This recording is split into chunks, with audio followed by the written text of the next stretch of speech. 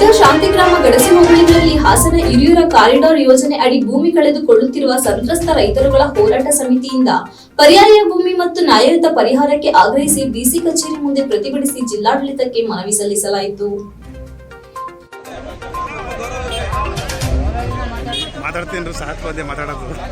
ಗ್ರಾಮದ ಶಂಕರ್ ಮಾಧ್ಯಮದೊಂದಿಗೆ ಮಾತನಾಡಿ, ನಮ್ಮ ಭೂಮಿ ನಮ್ಮ ಹಕ್ಕು, ಭೂಮಿಗೆ ಭೂಮಿ ಕೊಡಲೇಬೇಕು. ಒಂದೇ ಭಾರತ, ಒಂದೇ ಯೋಜನೆ, ಒಂದೇ ಪರಿಹಾರ ಬೇಕು. ಎಕನಾಮಿಕ್ ಕಾರಿಡಾರ್ ಯೋಜನೆಗೆ ಭೂ ಸ್ವಾಧೀನ ಪ್ರಕ್ರಿಯೆಯನ್ನು ಈಗಾಗಲೇ ಪ್ರಾರಂಭಿಸಲಾಗಿದೆ. ಈ ಯೋಜನೆಯು ಹಾಸನ, ಅರಸೀಕೆರೆ, ತಿಪಟೂರು, ಚಿಕ್ಕನಾಯಕನಹಳ್ಳಿ ಹಾಗೂ ಹಿರಿಯೂರು ತಾಲೂಕಿನ ನೂರಾರು ಹಳ್ಳಿಗಳ ಮೇಲೆ ಹಾದು ಹೋಗುತ್ತಿದೆ. ಈ ಯೋಜನೆಯು ಹಳೆಯ ರಸ್ತೆಯ ಅಗಲೀಕರಣಕ್ಕಿಂತ ಹೊಸದಾಗಿ ನಿರ್ಮಿಸುತ್ತಿರುವ ಕಾರಣ ಸಾವಿರಾರು ಎಕರೆ ಈ ಯೋಜನೆಗೆ ಭೂ ಸ್ವಾಧೀನವಾಗುತ್ತಿದೆ. ಈ ಯೋಜನೆಯು ಸರ್ಕಾರಿ ಮತ್ತು ಖಾಸಗಿಯವರ ಸಹಭಾಗಿತ್ವದ ಅಡಿಯಲ್ಲಿ ನಡೆಯುತ್ತಿದೆ. ಇಂತಹ ಯೋಜನೆಗಳಿಗೆ 2013ರ ಭೂ ಸ್ವಾಧೀನ ಕಾಯ್ದೆ ಪ್ರಕಾರ 70% ಸಂತ್ರಸ್ತರ ರೈತರ ಮತ್ತು ನಾಗರಿಕರ ಒಪ್ಪಿಗೆಯನ್ನ ಪಡೆಯಬೇಕು. ಇಲ್ಲವಾದಲ್ಲಿ ಯೋಜನೆಯನ್ನ ಹಿಂಪಡೆಯಬೇಕು ಎಂದು ಒತ್ತಾಯಿಸಿದರು. ಸರ್ಕಾರದ ರೈತ ವಿರೋಧಿ ನೀತಿಗಳಿಂದಾಗಿ ರೈತರು ಬೆಳೆದ ಬೆಳೆಗಳಿಗೆ ಸರಿಯಾಗಿ ಬೆಲೆ ಸಿಗದೆ ತಮ್ಮ ಜೀವನೋಪಾಯವೇ ಸಂಕಷ್ಟದಿಂದ ಕೂಡಿದೆ. ಇಂತಹ ಪರಿಸ್ಥಿತಿಯಲ್ಲಿ ಈ ಯೋಜನೆಗೆ ಭೂಮಿ ಮನೆಮಠ ಕಳೆದುಕೊಳ್ಳುವ ರೈತರು, ನಾಗರಿಕರು ತಮ್ಮ ಭವಿಷ್ಯದ ಬಗ್ಗೆ ಆತಂಕಗೊಳಗಾಗಿದ್ದಾರೆ. ಎಷ್ಟೋ ಭೂಮಿ, ಮನೆ, ನಿವೇಶನಗಳು ಈ ಹೆದ್ದಾರಿಯ ನಿರ್ಮಾಣಕ್ಕೆ ಬಿಟ್ಟು ಕೊಡಬೇಕಾಗಿದೆ. ಅದಕ್ಕೆ ಸರ್ಕಾರ ನೀಡುವ ಪರಿಹಾರವೇನು ಎಂಬ ಬಗ್ಗೆ ಬಹುತೇಕ ನಾಗರಿಕರಿಗೆ, ರೈತರಿಗೆ ಖಚಿತ ಮಾಹಿತಿ ದೊರೆಯುತ್ತಿಲ್ಲ, ಸಮರ್ಪಕವಾದ ಉತ್ತರ ಸಿಗುತ್ತಿಲ್ಲ. ಈ ಗೊಂದಲಗಳ ನಡುವೆ ಬಹುತೇಕ ಸರ್ವೆ ಕಾರ್ಯ ಪೂರ್ಣಗೊಳಿಸಿ ಜಮೀನಿನಲ್ಲಿ ರಸ್ತೆ ಜಾಗ ಸಹ ಗುರುತಿಸಲಾಗಿದೆ. ಇದರ ಮಧ್ಯೆ ರೈತರು ಮುಂಗಾರಿನಲ್ಲಿ ತಮ್ಮ ಜಮೀನಿನಲ್ಲಿ ಬೆಳೆಯಬೇಕೋ ಬೇಡವೋ ಎಂಬ ಗೊಂದಲದಲ್ಲಿ ಮುಳುಗಿದ್ದಾರೆ. ಯಾವುದೇ ಸ್ಪಷ್ಟನೆ ಇಲ್ಲವಾದುದರಿಂದ ಅನೇಕರು ತಮ್ಮ ಜಮೀನಿನಲ್ಲಿ ಯಾವುದೇ ಬೆಳೆ ಬೆಳೆಯದೆ ಖಾಲಿ ಬಿಡುವಂತಾಗಿದೆ. ಸದ್ಯ ಇರುವ ವಾಣಿಜ್ಯ ಬೆಳೆಗಳನ್ನು ರಕ್ಷಣೆ ಮಾಡಿಕೊಳ್ಳುವ ಬಗ್ಗೆ ರೈತರು ಕಳೆದ 1 ವರ್ಷದಿಂದ ಅತಂತ್ರ ಸ್ಥಿತಿಯಲ್ಲಿದ್ದಾರೆ ಎಂದು ತಮ್ಮ ಅಳಲು ತೋಡಿಕೊಂಡರು. ಜನಸ್ನೇಹಿಯಲ್ಲದ ಇಂತಹ ಯೋಜನೆಗಳಿಗಾಗಿ ರೈತರು ತಮ್ಮ ಸರ್ವಸ್ವವನ್ನ ಕಳೆದುಕೊಳ್ಳುತ್ತಿದ್ದಾರೆ. ಸರ್ಕಾರ ಕೊಡುವ ಪರಿಹಾರದಿಂದ ಭೂಮಿಯನ್ನ ಕೊಂಡುಕೊಳ್ಳಲು ಸಾಧ್ಯವಿಲ್ಲ. ಆದ್ದರಿಂದ ಪರಿಹಾರದ ಜೊತೆಗೆ ಪರ್ಯಾಯ ಭೂಮಿಯನ್ನ ಕೊಡಬೇಕು ಮತ್ತು ಈ ಕೆಳಕಂಡ ಬೇಡಿಕೆಗಳನ್ನ ಈಡೇರಿಸಿಕೊಡಬೇಕೆಂದು ಜೊತೆಗೆ ಇದುವರೆಗೆ ಸಾಕಷ್ಟು ಮನವಿ ಸಲ್ಲಿಸಿದ್ರೂ ಯಾವುದೇ ಉತ್ತರಗಳು ಬಂದಿರುವುದಿಲ್ಲ. ಆದುದರಿಂದ ದಯಮಾಡಿ ನಮ್ಮ ಬೇಡಿಕೆಗಳನ್ನ ಈಡೇರಿಸಬೇಕಾಗಿ ಕೋರುತ್ತೇವೆ ಎಂದು ಮನವಿ ಮಾಡಿದರು. ಬೇಡಿಕೆಗಳು ಯೋಜನೆ ಜಾರಿ ಸಂಬಂಧ ಸಾರ್ವಜನಿಕ ಕುಂದುಕೊರತೆ ಸಮಸ್ಯೆಗಳನ್ನ ಆಲಿಸಿ ಪರಿಹರಿಸಲು ಸಾರ್ವಜನಿಕ ಸಂಪರ್ಕ ಅಧಿಕಾರಿಗಳನ್ನ ಎಲ್ಲ ತಾಲೂಕು ಕೇಂದ್ರಗಳಲ್ಲಿ ಕೂಡಲೇ ನೇಮಿಸಬೇಕು. ಸರ್ವೆ ಕಾರ್ಯಕ್ಕೆ ಮುನ್ನ ಪ್ರತಿ ಗ್ರಾಮದಲ್ಲೂ ರೈತರು, ನಾಗರಿಕ ಸಭೆ ಕರೆದು ಅವರ ಗೊಂದಲಗಳನ್ನು ಪರಿಹಾರ ಮಾಡಬೇಕು. ಭೂಮಿ ಕಳೆದುಕೊಳ್ಳುವ ರೈತರಿಗೆ ನೀಡುವ ಪರಿಹಾರದ ಬಗ್ಗೆ ಈ ಕೂಡಲೇ ಸ್ಪಷ್ಟನೆ ನೀಡಬೇಕು. ಅಲ್ಲಿಯವರೆಗೆ ಭೂ ಸ್ವಾಧೀನ ಪ್ರಕ್ರಿಯೆಯನ್ನ ನಿಲ್ಲಿಸಬೇಕು. ಭೂಮಿ ಕಳೆದುಕೊಳ್ಳುವ ರೈತರಿಗೆ ಪರ್ಯಾಯ ಭೂಮಿಯನ್ನ ಕೊಡಬೇಕು ಮತ್ತು ಮನೆ ಕಳೆದುಕೊಳ್ಳುವ ಕುಟುಂಬಗಳಿಗೆ ಕಾನೂನು ಪ್ರಕಾರ ಮನೆ ಕಟ್ಟಿಸಿಕೊಡಬೇಕು ಎಂದರು. ಮಾರುಕಟ್ಟೆ ಮೌಲ್ಯ ನಿರ್ಧರಿಸುವಾಗ ಅನುಸರಿಸಿದ ಹಿಂದಿನ 3 ವರ್ಷಗಳ SR ವ್ಯಾಲ್ಯೂ ಪರಿಗಣಿಸಿದ್ದು, ಆ ಸಮಯದಲ್ಲಿ ದೇಶವ್ಯಾಪಿ ಕರೋನಾ ಮಹಾಮಾರಿ ಹಠಾಸ ಮೆರೆದಿದ್ದು, ಈ ಸಮಯದಲ್ಲಿ ಯಾವುದೇ ರಿಜಿಸ್ಟ್ರೇಷನ್ ನಡೆದಿರುವುದಿಲ್ಲ. ಹಾಗಾಗಿ ನಮ್ಮಗಳಿಗೆ ಪ್ರಸ್ತುತ ಮಾರುಕಟ್ಟೆ ದರ ನಿಗದಿ ಮಾಡಬೇಕು. ಯೋಜನಾ ನಿರಾಶ್ರಿತರ ಪ್ರಮಾಣ ಪತ್ರವನ್ನು ಭೂ ಸಂತ್ರಸ್ತರಿಗೆ ಮೊದಲೇ ಕೊಡಬೇಕು.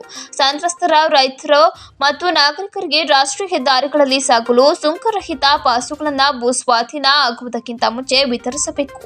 ಜಮೀನಿನ ಸ್ವಾಧೀನದ ಮಧ್ಯಭಾಗದಲ್ಲಿ ರಸ್ತೆ ಬಂದಲ್ಲಿ ಇಕ್ಕೆಲಗಳಲ್ಲಿ ಉಳಿಯುವ ಜಮೀನನ್ನ ಸರ್ಕಾರವೇ ಸ್ವಾಧೀನ ಮಾಡಿಕೊಂಡು ನಿಗದಿಪಡಿಸಿರುವ ಬೆಲೆಯನ್ನು ನೀಡಬೇಕು ಎಂದು ಆಗ್ರಹಿಸಿದರು.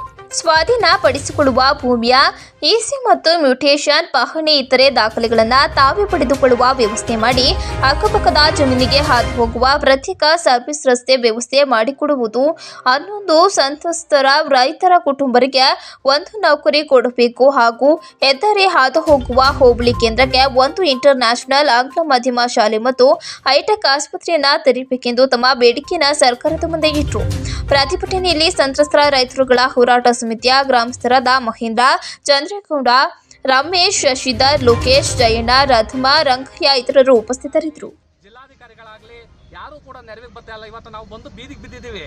ಇವತ್ತು ನಾವು ಮತದಾನ ಮಾಡಿದ್ರ ಪರಿಣಾಮವಾಗಿ ಇವತ್ತು ನಾವು ಬೀದಿಗೆ ಬಿದ್ದಿದ್ದೀವಿ. ನಾವು ಮುಂಬರ್ತಕ್ಕಂಥ ಲೋಕಸಭಾ ಎಲೆಕ್ಷನ್ ಕೂಡ ನಾವು ಯಾವುದೇ ರಾಜಕಾರಣದಲ್ಲೂ ಕೂಡ ನಾವು ಬಹಿಷ್ಕಾರವನ್ನು ಮಾಡಲಿಕ್ಕೆ ನಾವು ನಮ್ಮ ಕಮಿಟಿಯಿಂದ ಒಂದು ಪಕ್ಷಾತೀತವಾಗಿ ಪ್ರತಿಭಟನೆ ಮಾಡಿ ಈ ಲೋಕಸಭಾ ಎಲೆಕ್ಷನ್ ನಾವು ಬಹಿಷ್ಕಾರವನ್ನು ಮಾಡ್ತಾ ಇದ್ದೀವಿ.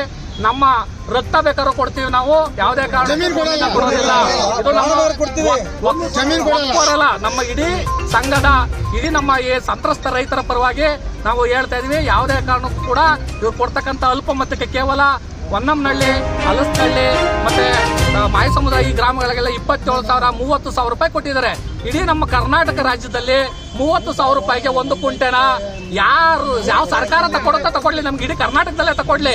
ನಾವಿಲ್ಲಿ ಏನ್ ಭೂಮಿ ಕಳ್ಕತಾ ಇದೀವಿ, ಆ ಭೂಮಿಗೆ ನಮಗೆ ನ್ಯಾಯಯುತ ಭೂಮಿ ಬೇಕು. ಭೂಮಿಗೆ ಭೂಮಿ ಕೊಡ್ಲೇಬೇಕು. ಎಲ್ಲರಿಗೂ ಕೂಡ ನೇರ ಖರೀದಿ ಮಾಡ್ತಾರೋ ಜನರಲ್ ಅವಾರ್ಡ್ ಮಾಡ್ತಾರೋ ಅದು ನಮಗೆ ಗೊತ್ತಿಲ್ಲ. ನಮಗೆ ಬೇಕಾಗಿರೋದು ಹೆಚ್ಚಿನ ಪರಿಹಾರ ಬೇಕು. ಇಲ್ಲಿ ಎಲ್ಲಾರ್ದು ರೈತ ಯಾಕೆ ಇದುವರೆಗೂ ಕೂಡ ಈ ರಸ್ತೆ 114 ಕಿಲೋಮೀಟರ್ ಆದ್ ಹೋಗ್ತಾ ಇದೆ. 32,000 ಮರಗಳನ್ನ ಹನನ ಮಾಡ್ತಾ ಇದ್ದಾರೆ, ಕಟ್ ಮಾಡ್ತಾ ಇದ್ದಾರೆ. ಈ ಪರಿಸರ ಇಲಾಖೆ ಏನಾಗಿ ಸತ್ತೋಗಿದ್ಯಾ? ಏನಾಗಿದೆ? 32,000 ಮರಗಳು ಹಾಳಾಗಿದೆ. ತೆಂಗಿನ ಮರಕ್ಕೆ, ಅಡಿಕೆ ಮರಕ್ಕೆ, ನಮ್ಮ ರೈತರ ಜೀವನಾಡಿ ತೆಂಗು, ಅದಕ್ಕೆ ನ್ಯಾಯಯುತ ಇಷ್ಟು ಒಂದು ಮರಕ್ಕೆ ಎಷ್ಟು ಬೆಲೆ ಕೊಡ್ತೀವಿ ಅಂತ ಕೂಡ ಯಾವುದೇ ಅವಾರ್ಡ್ ನಲ್ಲೂ ಕೂಡ ತಿಳಿಸಿಲ್ಲ. ನಮ್ಮ ರೈತ ಇವತ್ತು ಏನಾಗ್ಬೇಕು? ಬೀದಿಗೆ ಬಂದು ಇವತ್ತು ಜಮೀನ ಕಳ್ಕೊಂಡು ದಿಕ್ಕಾಪಾಲಾಗಿ ಹೋಗ್ತಾ ಇದ್ದಾರೆ. ಅದಕ್ಕೋಸ್ಕರ ನಾವು ಮಾಧ್ಯಮ ಮಿತ್ರರನ್ನು ಕೂಡ ಕೇಳ್ತಾ ಇದೀವಿ. ಜಿಲ್ಲಾಧಿಕಾರಿಗಳನ್ನ ನಿಮ್ಮ ಸಮ್ಮುಖದಲ್ಲೇ ಸುಮಾರು ಬಾರಿ ಭೇಟಿ ಮಾಡಿದೀವಿ, ಯಾವುದೇ ಕೂಡ ನಮಗೆ ಸಫಲತೆ ಆಗಿಲ್ಲ. ನಾವು ಮುಂದಿನ ದಿನಗಳಲ್ಲಿ ವಿಧಾನಸೌಧ ಚಲೋನು ಕೂಡ ನಾವು ಮಾಡ್ತೀವಿ, ರೆಡಿ ಇದೀವಿ, ಉಗ್ರ ಹೋರಾಟವನ್ನ ಮಾಡ್ತೀವಿ. ಮಾಧ್ಯಮ ಮಿತ್ರರು ಕೂಡ ನಮಗೆ ದಯವಿಟ್ಟು ಎಲ್ಲಾ ವಿಚಾರದಲ್ಲೂ ಸಹಕಾರ. ಶಂಕರ್ ಅಂತ ನಾವು ದೊಡ್ಡ ಗ್ರಾಮಸ್ಥರು. ಮಹೇಂದ್ರ ಅವರು, ಯಡ್ನಳ್ಳಿ ಅವರು, ಚಂದ್ರೇಗೌಡರು, ಮಾಯಸಮುದ್ರ, ರಮೇಶ್ ಅವರು, ಶಶಿ ಮಾದರಳ್ಳಿ ಅವರು, ಯದು ಯಡ್ನಳ್ಳಿ ಅವರು, ಲೋಕೇಶ್ ಅವರು, ಈಗ ನಮ್ಮ ಈ ಏನು ಸಂತ್ರಸ್ತ ಒಂದು ಹೋರಾಟ ಕಮಿಟಿಯನ್ನ ಮಾಡ್ಕೊಂಡಿದ್ವಿ. ಅದೇ ರೀತಿ ಒಂದು ವಿಶೇಷವಾಗಿ ಏನು ಅಂದ್ರೆ ಇದೇ 1ನೇ ತಾರೀಕು ಮುಖ್ಯಮಂತ್ರಿಗಳು ಮತ್ತು ಉಪಮುಖ್ಯಮಂತ್ರಿಗಳು ಕೂಡ ಇಲ್ಲಿ ನಮ್ಮ ಆಸ್ತಿಗೆ ಬರ್ತಾ ಇದ್ದಾರೆ. ಹಾಗಾಗಿ ನಾವು ಅವರು ಕೂಡ ಒಂದು ಮನವಿಯನ್ನ ಕೊಡ್ಲಿಕ್ಕೆ ನಾವು ಸಿದ್ಧತೆಯನ್ನ ಮಾಡ್ಕೊಂಡಿದ್ದೀವಿ. ದಯವಿಟ್ಟು ಯಾವುದೇ ಸರ್ಕಾರಗಳಾಗ್ಲಿ ರೈತರ ಬೆನ್ನೆಲುಬು ಅಂತ ಬರೀ ನೆಪ ಮಾತ್ರಕ್ಕೆ ಹೇಳದಲೆ ರೈತರ ಪರವಾಗಿ ನಿಂತ್ರೆ ನಾವು ಸಂಪೂರ್ಣ ಸಹಕಾರವನ್ನ ನಾವು ಸರ್ಕಾರಕ್ಕೆ ಕೊಡ್ತೀವಿ.